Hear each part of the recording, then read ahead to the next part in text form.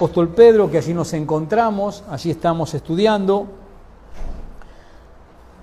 Primera de Pedro, capítulo 1. Ya habíamos comenzado a estudiar la carta y hoy vamos a continuar con el versículo 2. Primera de Pedro, capítulo 1, versículo 1. Vamos a darle lectura, que ese versículo lo estudiamos el domingo anterior. ¿Sí? Aquellos que estuvieron, ¿se acuerdan? Capítulo 1, verso 1, dice esta epístola, la primera epístola cuyo autor es Pedro, dice allí: Pedro, apóstol de Jesucristo, a los expatriados de la dispersión, y nombra aquí 5 regiones geográficas, lo que es Turquía actual, 5 provincias. Dice: en el Ponto, Galacia, Capadocia, Asia y Bitinia. Ese versículo ya lo estudiamos el domingo anterior.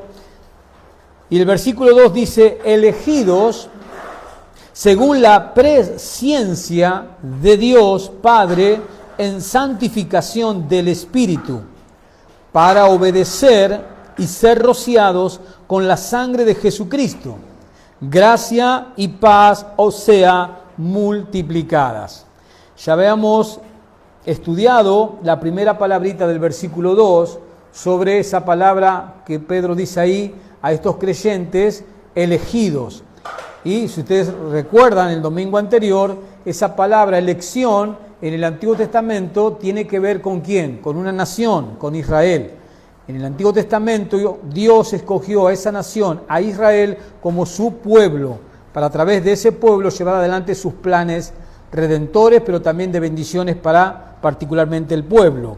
Y en el Nuevo Testamento esa palabra elegido se refiere a los creyentes que Dios va salvando en su gracia y que son partes de su iglesia. Ahora sigue diciendo allí el apóstol Pedro, según la presciencia de Dios Padre. Esta palabra griega, prognosis, que ahí aparece en nuestra Biblia como presciencia, esta palabra en el griego es prognosi y se traduce de esta manera. Si usted me acompaña al versículo 20 del mismo capítulo, esta palabra prognosi, el verbo, se traduce de esta manera en el versículo 20. Fíjese el versículo 20. Dice, ya hablando de Cristo, hablando de Jesús, dice el verso 20, ya destinado desde antes de la fundación del mundo, pero manifestado en los postreros tiempos por amor de vosotros. Entonces podemos ver que esta palabra prognosis, este verbo, se traduce de la manera destinado desde antes, para que ya vayamos teniendo una aclaración de qué significa esa palabra que aquí aparece en nuestra Biblia en castellano, presciencia, ¿no? En el griego es prognosi, y esta palabra en el versículo 20, el verbo se traduce destinado, ese es el significado, destinados desde antes. Y esto, y es importante que lo aclaremos, porque teológicamente hay muchas personas que tienen otra interpretación, ¿no?, en cuanto a la elección que Dios hace de las personas para salvación. Y siempre toman este versículo 2 de Primera de Pedro para enseñar en su teología de que Dios, porque ellos dicen que esta palabra presciencia significa que Dios mira en el túnel del tiempo y Él, a observar en el túnel del tiempo, Él ve que, por ejemplo, Nelson va a creer. Entonces, como Dios, usando su omnisciencia, mira en el túnel del tiempo y dice, mira, Jesús, Nelson va a creer en ti, así que anotalo como un escogido. Ellos sostienen que presciencia, prognosis, esa palabra en el griego, significa eso, que Dios en su omnisciencia ve a través del túnel del tiempo y va viendo las personas que van a creer en Jesús, entonces a partir de ahí Dios las escoge para salvación. Y es una teología muy desarrollada en el ambiente cristiano, pero esto no significa precisamente lo que yo acabo de explicar. Esto no significa que Dios en su omnisciencia miró en los corredores del tiempo y vio quién creería en el Evangelio y quién no creería, entonces eligió para salvación a todos aquellos que Él sabía que podían decidir creer en Jesús. Pero obviamente que esa creencia hace al hombre soberano en su salvación. ¿Estamos de acuerdo en eso? Si presciencia significa que Dios mira en el túnel del tiempo y Él ve quién va a creer en Cristo cuando le prediquen, entonces en base a eso Él los escoge, entonces estamos haciendo que el hombre es soberano en su salvación. O sea, Dios no es soberano en su salvación. La salvación depende ¿de quién? Del hombre, del que dice sí creo. Dios no tiene nada que ver. Obviamente que eso no es así. Esa creencia hace al hombre soberano en la salvación en lugar de ¿quién? ¿Quién es soberano en la salvación del pecador? ¿El hombre o Dios? Dios es soberano en la salvación del pecador. Y obviamente que esto contradice muchas escrituras y contradice generalmente la totalidad de las escrituras, porque lo que enseña Dios es totalmente diferente a lo que sostiene esta teología, ¿no? Tomando como base esa palabra que aparece aquí en 1 Pedro 1:2 de presencia. Ellos sostienen que esa palabra presencia, prognosis en el griego, significa, como aclaré recién, que Dios mira en su omnisciencia, en el túnel del tiempo, en el corredor del tiempo, y Él ve quién va a creer, y entonces en base a quién va a creer, Dios los escoge. Pero eso va en contra de las Escrituras. Veamos algunos pasajes para tener base bíblica. Vayamos al Evangelio de Juan. Es importante que nosotros tengamos la comprensión correcta de qué significa esta palabra que Pedro usa ahí, prognosis, que en nuestra lengua castellana es presencia.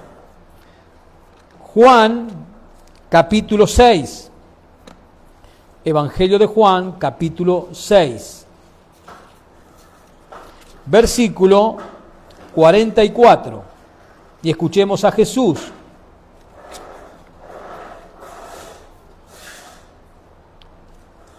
Juan 6, 44. Aquí es Jesús quien está hablando. ¿Qué dice Jesús? Ninguno, ¿qué más dice? Ninguno puede venir a mí. En otras palabras, Jesús está diciendo, ninguno puede creer en mí. ¿Cuántos pueden creer en Jesús? ¿Cuántos pecadores? Ninguno. ¿Y ninguno qué significa? Ninguno. No hay que ir a una universidad para saber el significado de ninguno. Ninguno puede venir a mí si el Padre que me envió no le trajere. Si tú creíste en Cristo, si tú viniste a los pies de Cristo en arrepentimiento y con fe en Cristo, ¿por qué fue? Porque el Padre te trajo a Cristo. ¿Viniste por tus propios medios? No, el Padre te trajo a Él. El Padre te trajo, te arrastró a Cristo. Eso es lo que está diciendo Jesús. Ninguno puede venir a mí si el Padre que me envió no le trajere.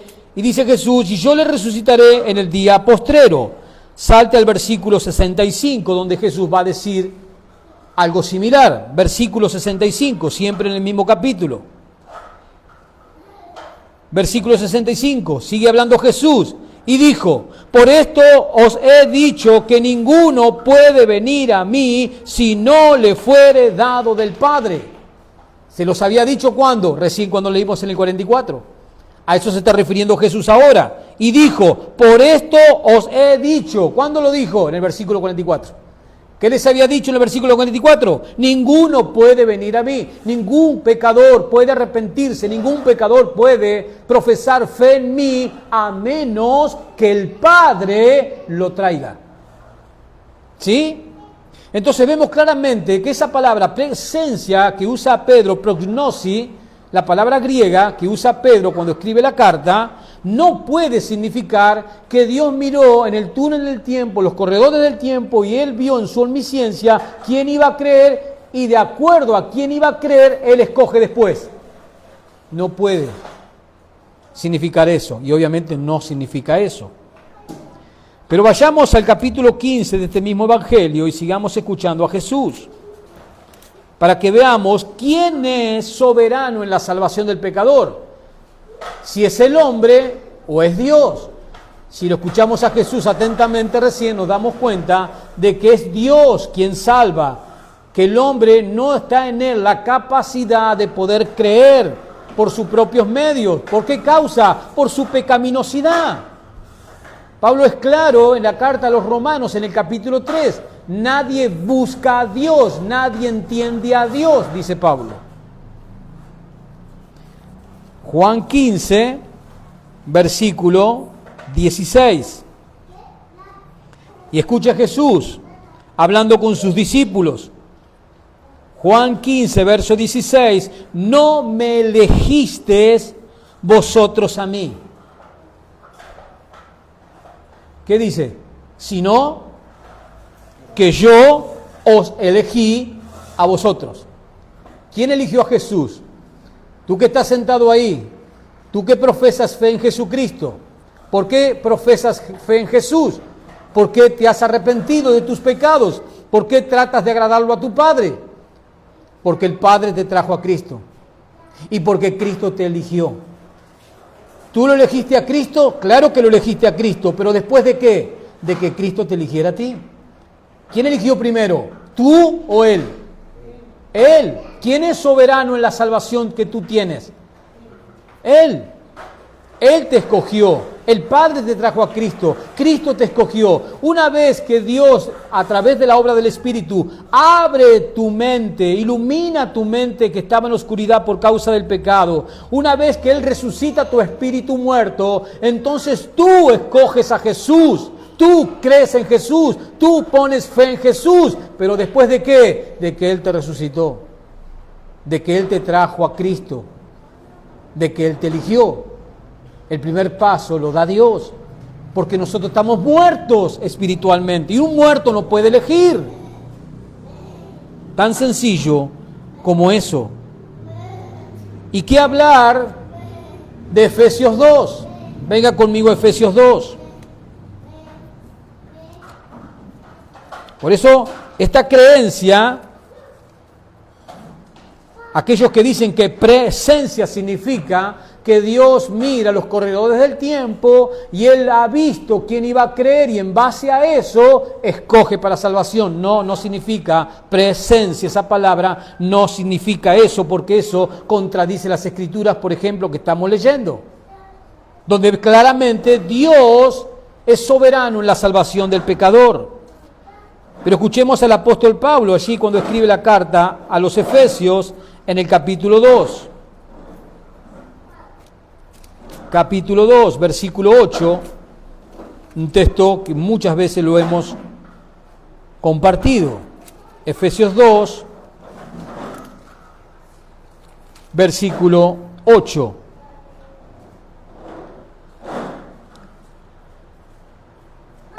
Efesios 2, 8, dice así el apóstol Pablo, dice, porque por gracia soy salvo. Esa palabra gracia significa regalo inmerecido.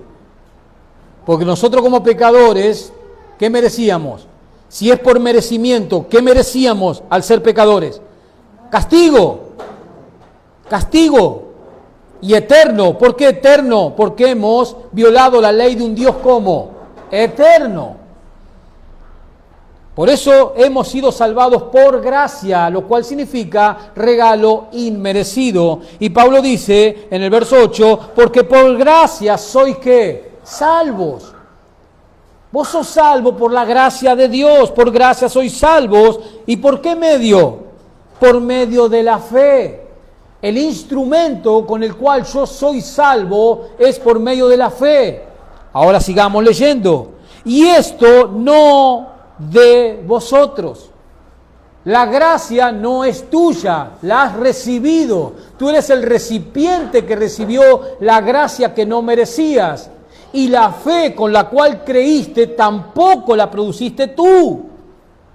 La fe con la cual tú creíste en Cristo también la recibiste en esa gracia. Dios en su gracia te ha dado el instrumento que es la fe para que tú creas. ¿Quién hizo toda la obra para tu salvación? ¿Dios o tú? ¿Cuánto hizo Dios en tu salvación? ¿El 100% o el 90%? Y el 10% lo hiciste tú. El 100%, por eso la salvación es del Señor.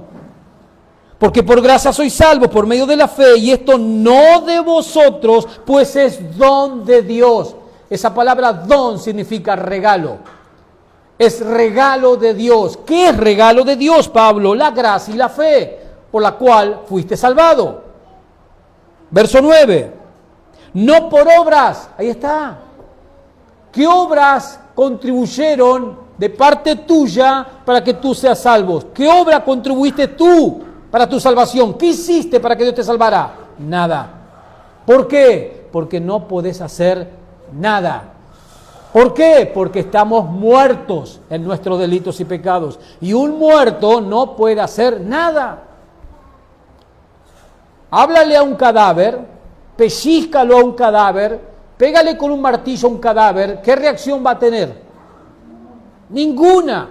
Espiritualmente, nosotros, antes de que Cristo nos resucitara, éramos un cadáver. Por más que te hablaran, por más que te pellizcaran espiritualmente, lo que fuera, nunca iba a haber reacción. Por eso nosotros debemos dar el Evangelio, compartir la palabra de Dios. ¿Y qué contiene la palabra de Dios? El poder de Dios. Y la palabra de Dios, que tiene el poder de Dios, ¿qué puede hacer en un corazón muerto? Resucitarlo. ¿Pero quién? La palabra de Dios. Por eso yo, ¿qué debo darle al pecador? La palabra de Dios. No mi creencia, no mi filosofía, sino la palabra de Dios. Por eso yo debo aprender la palabra de Dios. Por eso es tan importante estudiar la palabra de Dios. Porque cuando nos enfrentemos a un pecador en cualquier situación, nosotros vamos a tener caudal de palabra de Dios porque la estudiamos. Y porque la palabra de Dios es el poder que usa Dios para resucitar a un pecador muerto en sus delitos y pecados. Pero volviendo al punto, pasajes como los que hemos leído claramente nos muestran que la salvación es totalmente de Dios. Que Dios es soberano en la salvación del pecador. Que nunca puede ser verdad esa teología, tomando esa palabra presencia de Primera de Pedro, versículo 2 del capítulo 1, que ellos dicen que presencia significa que Dios mira los corredores del tiempo y Él ve quién va a creer y quién no, y los que van a creer Él los anota como escogido y los elige. No. Porque si nosotros vamos a Efesios 1, versículo 4, ¿qué dice Pablo ahí? Capítulo 1, verso 4, del mismo libro de Efesios. Hablando de las bendiciones, hasta el versículo 14. Ahí está. ¿Cuándo nos escogió? ¿Cuándo hizo la elección Dios? Antes de la fundación del mundo. Entonces, puede ser verdad que Dios miró en los corredores de la historia y vio en su omnisciencia quién iba a creer, y entonces en base a quién iba a creer, Él los escogió. No. Porque Dios hizo la elección ¿cuándo? Cuando no existíamos. Cuando no existíamos, Dios ya nos había escogido. Pero ¿cómo, Daniel, Dios me escoge cuando yo no existía? Estabas en la mente de Dios. Estabas en la mente de Dios que tú ibas a ser creado, que tú ibas a vivir, que tú ibas a venir y que Él te iba a tener que redimir de tus pecados. Ya estaba todo en su mente. Pero claramente estos pasajes que leímos, y hay muchos más pasajes en las Escrituras, muestran que Dios es soberano en la salvación del hombre, es soberano en la salvación del pecador. Y en el versículo 20, volvamos a Primera de Pedro 1:20, en el versículo 20 Pedro usa el verbo relacionado ya destinado. Vayamos así al versículo 20 del capítulo 1, que recién compartimos. Ahí en el versículo 20 Pedro usa el verbo relacionado ya destinado. Fíjese en el verso 20. Y lo usa Pedro en referencia al conocimiento de Dios en la eternidad pasada. Por eso él dice en el verso 20, ya destinado, hablando de quién, de Jesús y su sacrificio. De que Jesús ya estaba destinado antes de la fundación del mundo. Que Él tenía que venir al mundo un día en la historia, ¿para qué? Para morir en la cruz por los pecadores. Ya estaba, ¿qué? Destinado en el plan de Dios. Ya estaba preparado, claramente preparado, en referencia al conocimiento de Dios en la eternidad pasada. ¿Conocimiento en base a qué? De que enviaría un día a su Hijo para redimir a los pecadores. Y el uso de este verbo no puede significar que Dios mirara dentro de la historia futura y viera que Jesús elegiría morir por los pecadores, por lo cual Dios lo hizo el Salvador. No, no es así. El sacrificio de Cristo, la venida de Cristo a morir en una cruz, ya estaba predestinado. Como dice el verso 20, ya estaba destinado en el plan de Dios, cuando Dios el Padre con el Hijo y el Espíritu Santo idearon el plan para rescatar al pecador, para rescatar al ser humano que iba a caer en el pecado, iba a quedar esclavizado en el pecado. Dios, antes de la fundación del mundo, en la eternidad pasada, planificó el plan de redención. Y el plan de redención tenía un clímax. ¿Cuál era el clímax? La venida de la segunda persona de la Trinidad, es decir, el Hijo de Dios, Jesucristo, y iba a venir en su primera venida precisamente a morir en una cruz. Y eso es claro cuando lo escuchamos a Jesús en San Juan capítulo 10. Cuando Jesús dice, nadie me quita mi vida, yo la ofrezco, yo la pongo, porque este es el mandato que tengo del Padre. Tengo poder para ponerla y tengo poder para volverla a tomar. Nadie me quita la vida, yo la pongo. Él vino a eso, porque eso ya estaba destinado en la eternidad pasada, en el plan que Dios había ideado y preparado. No es que Dios miró en el túnel del tiempo y vio que su Hijo un día vendría al mundo y que su Hijo moriría en la cruz por los pecadores. Entonces Dios dijo, ajá, mira, como Jesús va a hacer eso, entonces lo voy a elegir como el Salvador. No, ya estaba todo ideado antes de la fundación del mundo. Eso es el uso que hace Pedro de este verbo, lo cual no puede significar que Dios mirara dentro de la historia futura y viera, cuando mirara la historia futura, que Jesús elegiría morir por los pecadores, por lo que Dios lo hizo el Salvador. No, ya estaba predestinado en la eternidad pasada, en el plan que Dios ideó para rescatar al ser humano de sus pecados. Por eso usa el verbo Pedro en el verso 20, hablando de Jesús y su sacrificio. ¿Cómo comienza el verso 20? Ya destinado desde antes de la fundación del mundo. Ya predestinado desde antes de la fundación del mundo, que Jesús iba a venir un día, se iba a entrometer en la historia humana con un fin. ¿Cuál fin? Venir a morir como el sacrificio expiatorio por los pecados de aquellos que Dios ya tenía escogido también en la eternidad pasada. De la misma manera, hermanos, como Dios conoce de antemano, Él había ideado un plan de redención que incluía ese plan de redención. El clímax era la inclusión de la crucifixión de Cristo. Y Pedro, el autor de esta carta que estamos estudiando, si usted me acompaña al libro de los Hechos, en su primer sermón en el día de Pentecostés, claramente entendió esto. Hechos capítulo 2. Acompáñeme allí y escuchemos a Pedro en este primer sermón evangelístico después del descenso del Espíritu Santo. Hechos 2,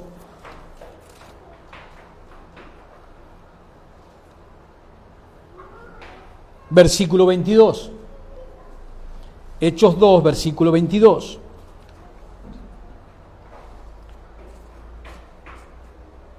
¿Lo tiene? Hechos 2, 22. Está dando su sermón Pedro. Acaba de comenzar su predicación a una multitud de judíos que estaban allí. Dice, varones israelitas. ¿Se ve? Son todos judíos la audiencia a la cual le está predicando el primer sermón evangelístico. Varones israelitas, oíd estas palabras. Jesús Nazareno, varón aprobado por Dios entre vosotros, con las maravillas, prodigios y señales que Dios hizo entre vosotros por medio de Él, como vosotros mismos sabéis. Escuche, a este, ¿de quién está hablando? De Jesús.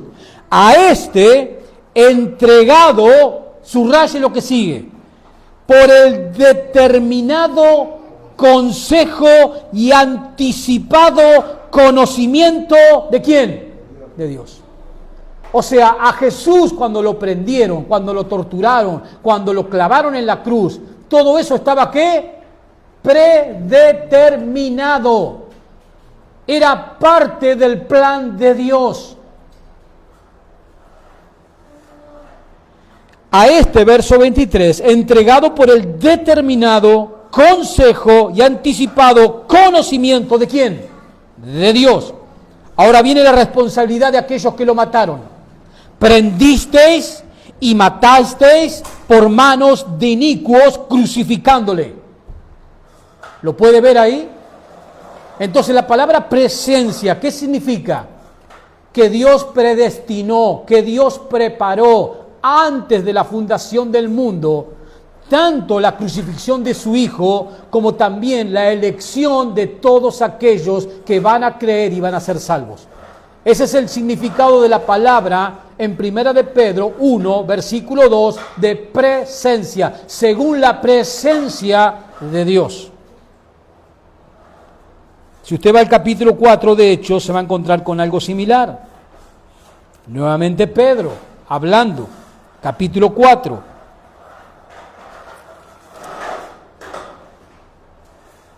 Capítulo 4. Versículo 27.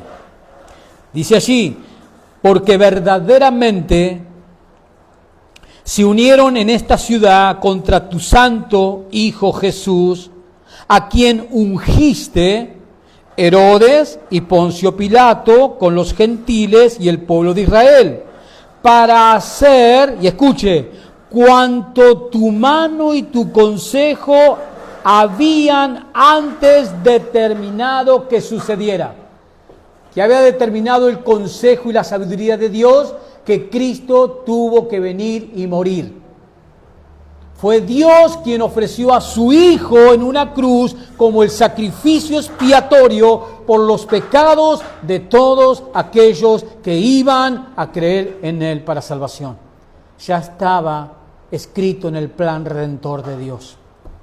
No es que Dios el Padre lo sorprendieron cuando a Jesús su Hijo lo tomaron prisionero, lo juzgaron, lo castigaron, lo torturaron y finalmente lo crucificaron. No es un hecho que a Dios el Padre lo tomó por sorpresa, al contrario. Esos hombres, por voluntad propia, por decisión propia, por el odio que le tenían a Jesús, por la bronca que le tenían a Jesús, por todos los intereses que Jesús tiró por tierra de ellos mismos, ese odio que tuvieron los llevó a ¿qué? A tomar la decisión de matar a Jesús. Pero al hacer eso, ¿qué estaban haciendo esas personas?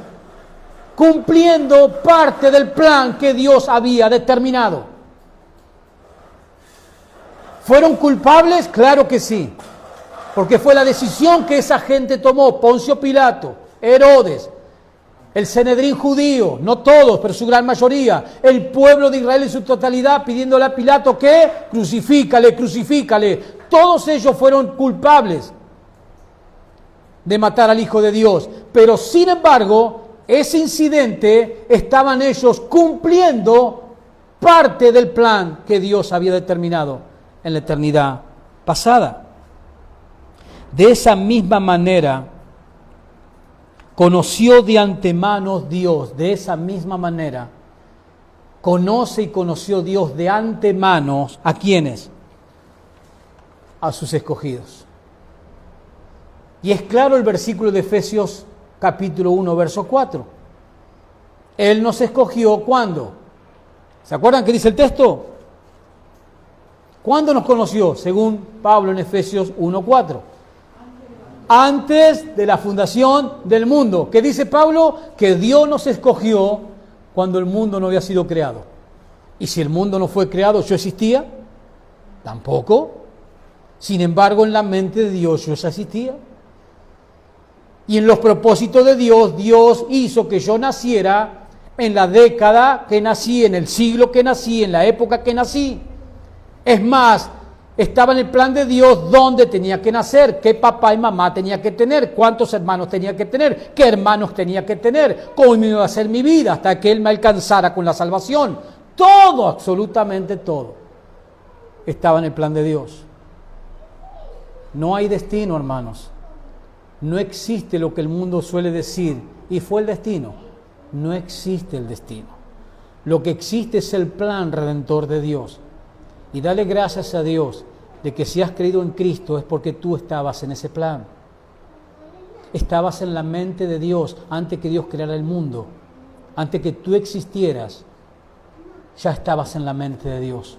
Eso te tiene que llevar a vivir postrado con tu corazón en agradecimiento por lo que Dios ha hecho por ti y obviamente por lo que seguirá haciendo.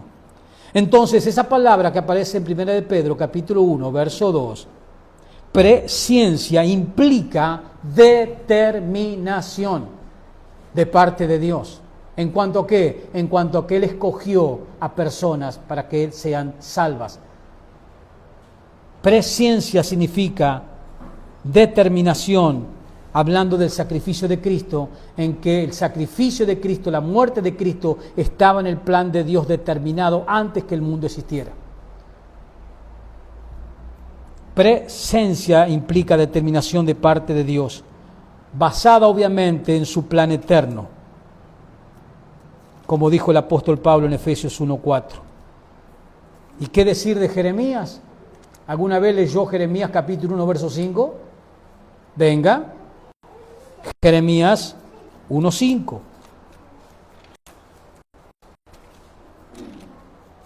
Para que sigamos viendo la determinación de Dios antes de la fundación del mundo. En cuanto al sacrificio de su Hijo, en cuanto a la elección de aquellos que son salvos. Entonces, presciencia no puede significar que Dios miró en los corredores de la historia y vio a lo lejos quién iba a creer y quién no. Jeremías capítulo 1. Jeremías sabemos que es un profeta. Dios llamó al ministerio profético a este hombre. Pero fíjense lo interesante de lo que dice el versículo 5 del capítulo 1. Antes, Jeremías, escúchame, antes que te formases en el vientre, antes que tu mamá y papá tuvieran una relación sexual, antes que te formases en el vientre, ya te conocí. Antes que existieras, Jeremías, yo ya te conocía. Pero ¿cómo puede ser eso? ¿Sí? Lo mismo podemos aplicar para cada uno de los hijos de Dios en este tiempo de la gracia. Si tú eres verdaderamente un hijo de Dios porque has confesado tus pecados y te has apartado de los pecados y ahora luchas contra el pecado porque lo quieres agradar a Dios, eso significa que eres salvo. Si tú eres un hijo de Dios, esto aplica a ti también. Antes, y saca el nombre Jeremías y pon tu nombre. Antes que te formases, Daniel, en el vientre, te conocí. Y antes que nacieras, te santifiqué. Impresionante, ¿no? Antes. Eso es determinación. Dios determinó en cuanto a Jeremías, antes que Jeremías existiera, antes que el mundo existiera, Dios determinó en su sabiduría, en su plan redentor, que Jeremías iba a existir e iba a ser un profeta del Señor. Antes que el mundo existiera, antes que tú nacieras, Dios te escogió para ser salvo, para llevarte al cielo, para darte vida eterna, para introducirte en la nueva humanidad que viene, que nos falta mucho. Mira si no tenemos que vivir agradecido. Entonces, presciencia, esa palabra que usa Pedro, prognosia en el griego, en 1 de Pedro 1, versículo 2, implica determinación anticipada, predestinación de algo o de personas, en este caso, de parte de Dios, basada únicamente en su plan eterno de redención. Volvemos por unos segundos y vamos a tener que dejar, porque es tanto, hermano, lo que Pedro está diciendo en esa carta. Volvemos a 1 de Pedro 1, versículo 2. Elegidos según la presciencia de Dios Padre, y luego dice, en santificación del Espíritu. Pedro le está recordando, acuérdese en el contexto histórico de esta carta, le está escribiendo un montón de iglesias que están diseminadas por 5 provincias en esa región geográfica que hoy es Turquía. Una carta que es esta que estamos estudiando, la cual Pedro cuando la envía se fue pasando de iglesia en iglesia. Y Pedro les recuerda a estas personas que son elegidas de Dios y que esa elección que hizo Dios, la hizo Dios en su presciencia, o sea, en su determinación en la eternidad pasada, que Él los escogió cuando nada existía, ni siquiera ellos. Y es obviamente estas personas que estaban siendo perseguidas, que estaban bajo la hostilidad, estas palabras han sido un consuelo para sus corazones. Estas palabras han alimentado la fe que ellos tenían en Dios, al saber que después de todo lo que estaban sufriendo o tendrían que sufrir, ellos, les recuerda Pedro, son escogidos de Dios desde antes de la fundación del mundo, y lo que Dios escogió, Dios no lo va a perder. Es decir, si tú eres un escogido de Dios, tú vas a llegar a la glorificación, tú vas a llegar al reino de los cielos, pase lo que pase en la tierra, tú llegarás a los brazos de Jesús y estarás eternamente con Él. No hay nada, como dice el apóstol Pablo en Romanos 8, no hay nada, absolutamente nada, ni en esta tierra, ni en el cielo, ni debajo de la tierra, nada que te pueda separar del amor de Dios que es en Cristo Jesús, Señor nuestro, dice Pablo. Si eres un escogido. Y esto es lo que le está recordando Pedro a estas personas. Elegidos según la presciencia de Dios Padre, y luego dice en santificación del Espíritu. Y esa palabra santificación, santificar, significa consagrar y apartar. ¿Qué ha hecho Dios con los escogidos? Los ha apartado, los ha consagrado. Es decir, si tú eres un genuino hijo de Dios, es decir, que tú eres un elegido de Dios. Si eres un elegido de Dios, tú has sido consagrado por obra del Espíritu Santo. Tú has sido apartado por el Espíritu Santo para el uso de ¿quién? De Dios. ¿Lo entiendes a eso? Es lo que Pedro le está recordando a estas personas, a estos hermanos tuyos y míos, que un día los veremos en el cielo a todos ellos. Les está recordando que el Espíritu Santo fue el agente con el cual ellos fueron santificados, es decir, ellos fueron consagrados y apartados para Dios. Y el mismo Espíritu Santo ha hecho esa obra contigo y conmigo. Te ha santificado, te ha apartado, te ha consagrado exclusivamente ¿para quién? Para Dios. Ya no vivimos exclusivamente para este mundo pecador que va directamente al caos, como lo estamos viendo. Ya no vivimos exclusivamente para los placeres pecaminosos, para los deseos pecaminosos, para las vanidades de esta vida. Ya no. Ya Dios nos quitó, como leo hoy allí en Colosenses 1, versos 15 y 16, y 13 al 15, que Dios nos sacó del reino de las tinieblas y nos trasladó al reino de su amado Hijo, por la obra santificadora del Espíritu Santo, lo cual significa que el Espíritu Santo nos consagró y nos apartó para el uso exclusivo de Dios. El objetivo, hermanos, de la elección que Dios hace de esas personas que Él escogió antes de la fundación del mundo, el objetivo de la elección es la salvación, de que tú seas salvado. Y está bien a los elegidos como resultado de la obra santificadora del Espíritu. Eso es lo que Pedro les está diciendo. En santificación del Espíritu. El Espíritu Santo hace santo a los elegidos de Dios. ¿Cómo los hace santo? Al apartarlos del pecado. Él es el que nos da convicción de pecado. Es el que nos dice esto no. No lo hagas, huye de aquí. Y el Espíritu Santo lo hace a través de ¿qué? De la palabra de Dios. Por eso es tan importante conocer el contenido de la palabra de Dios. Que el contenido de la palabra de Dios habite en abundancia, como Pablo dice en Colosenses 3:16, en nuestra mente, es decir, en nuestro corazón. Porque es lo que usa el Espíritu Santo, ¿para qué? Para santificarnos.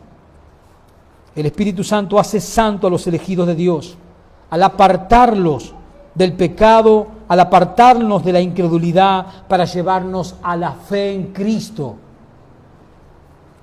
Y obviamente justificarnos. Fíjese, segunda de Tesalonicenses, un poco para atrás, capítulo 2, verso 13. Segunda de Tesalonicenses 2:13.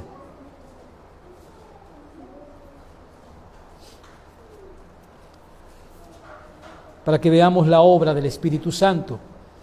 De eso está hablando Pedro aquí, recordándole a estos creyentes. Segunda de Tesalonicenses 2:13 dice Pablo, pero nosotros debemos dar siempre gracias a Dios respecto a vosotros, hermanos amados por el Señor, de que Dios os haya escogido desde el principio para salvación. ¿Para qué te escogió Dios? Para que seas salvo. ¿Salvo de qué? De las consecuencias del pecado. ¿Cuáles son las consecuencias del pecado? La paga del pecado es ¿qué? Muerte. De que Dios os haya escogido desde el principio para salvación, mediante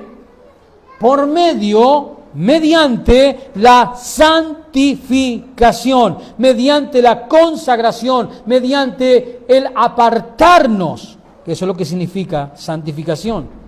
¿Y la santificación de quién? ¿Quién es el agente? Mediante la santificación por el Espíritu. El Espíritu es el agente santificador. Y si usted me acompaña ahí un poquito más adelante, a Tito 3, después de Timoteo está Tito, la carta a Tito, capítulo 3, Tito, capítulo 3, veamos una vez más el agente santificador del creyente. Tito 3, versículo 5. Hablando de la justificación por gracia, dice Pablo, nos salvó. Salvación de las consecuencias del pecado, salvación eterna. Nos salvó, no por obras de justicia que nosotros hubiésemos hecho.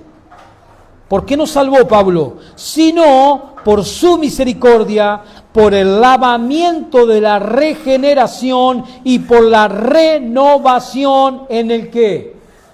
En el Espíritu Santo. La santificación, hermanos, comienza al mismo tiempo que la justificación. Es decir, la santificación en nosotros comienza el mismo momento que Dios nos salva. En el mismo momento que Dios nos salva, comienza la santificación en nuestras vidas. Y obviamente que esa santificación va a continuar como un proceso de todos los días, diario, de purificación. ¿Hasta cuándo? Hasta que lleguemos a la glorificación. ¿Qué significa la glorificación? Cuando nuestros cuerpos sean totalmente transformados en cuerpos gloriosos, que siempre serán jóvenes, que nunca se van a enfermar, que nunca van a envejecer, que nunca van a morir. Eso es glorificación. Entonces el proceso de santificación que comenzó el mismo día que Dios nos salvó, ese proceso de santificación, es decir, que nosotros en este momento, actualmente, estamos en el proceso de ¿qué? De santificación del Espíritu Santo. ¿A través de qué? De la palabra de Dios. Y ese proceso va a llegar hasta el día de ¿qué? De que seamos glorificados. ¿Y ese proceso se va a detener? No, no se va a detener. ¿Saben por qué? Venga conmigo a Filipenses 1. Y Pablo es claro. Filipenses 1, vaya un poquito para atrás.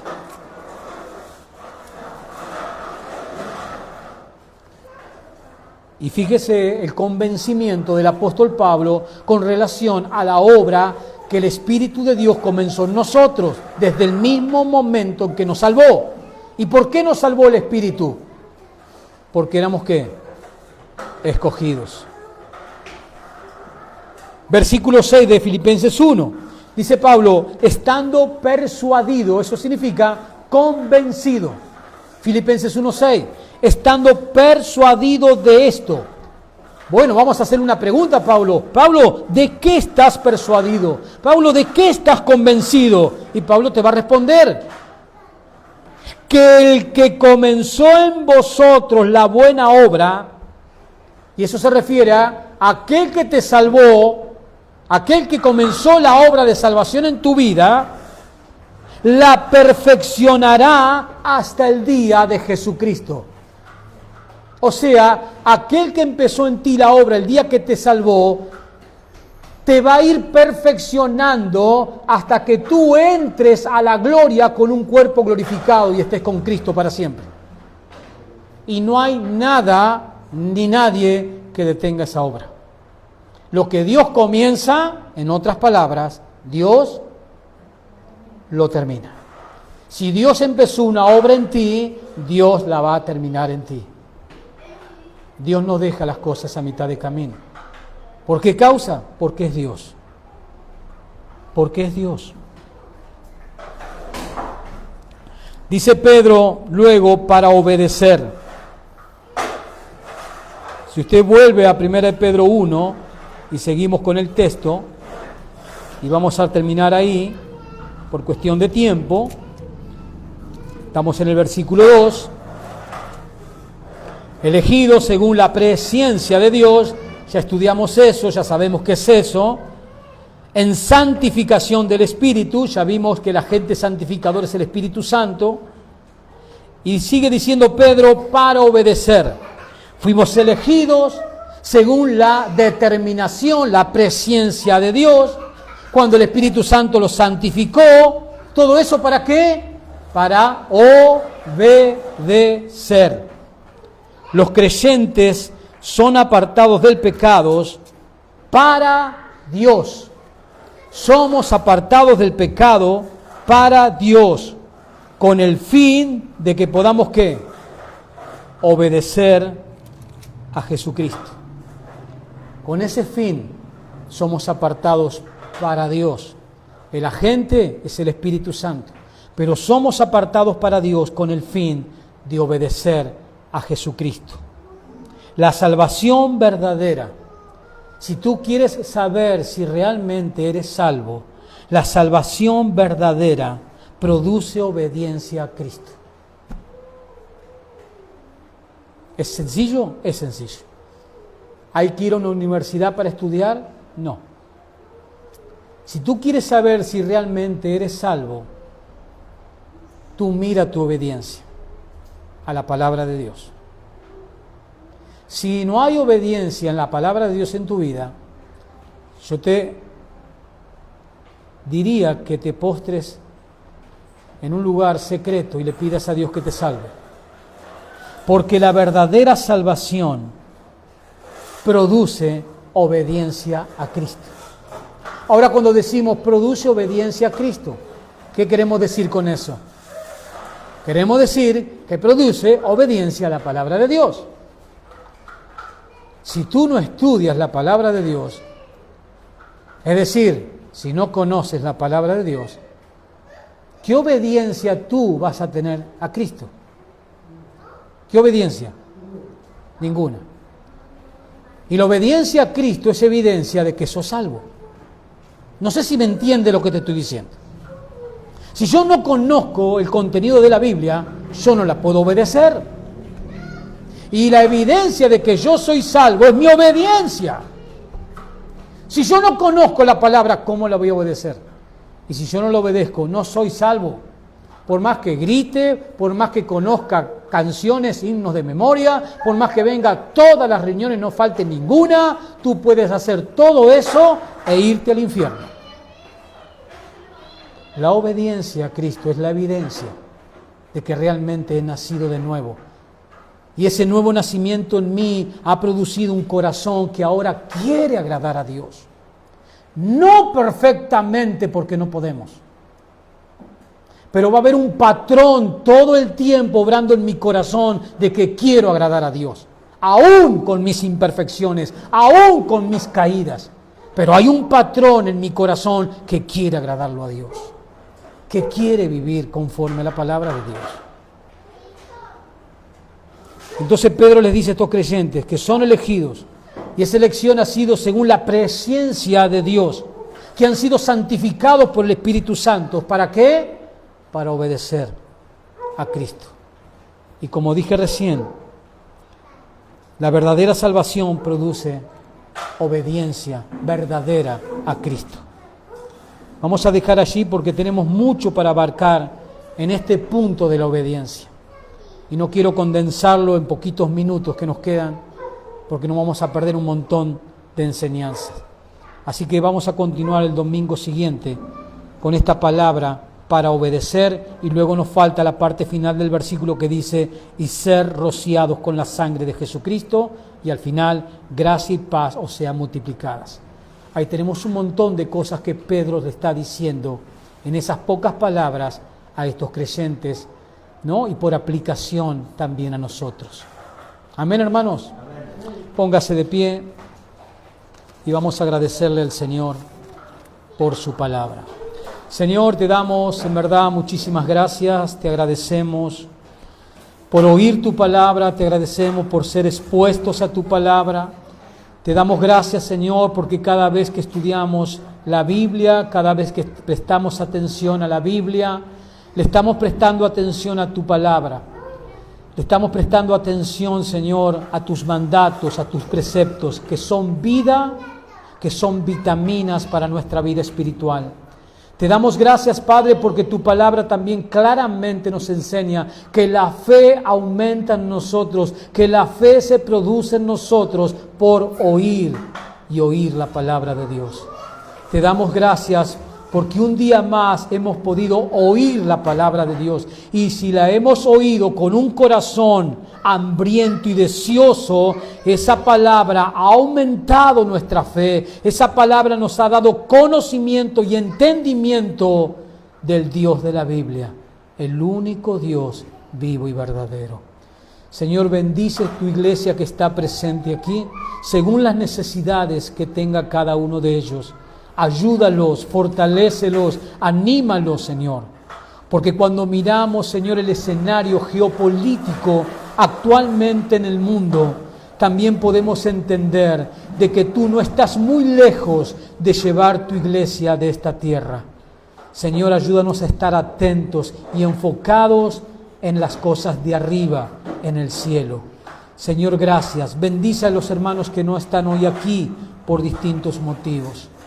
Y ayúdanos como tu iglesia en esta ciudad a seguir proclamando el único evangelio, el evangelio acerca de tu Hijo Jesucristo, el único evangelio de salvación. Gracias, Señor, en el nombre de Jesús. Amén.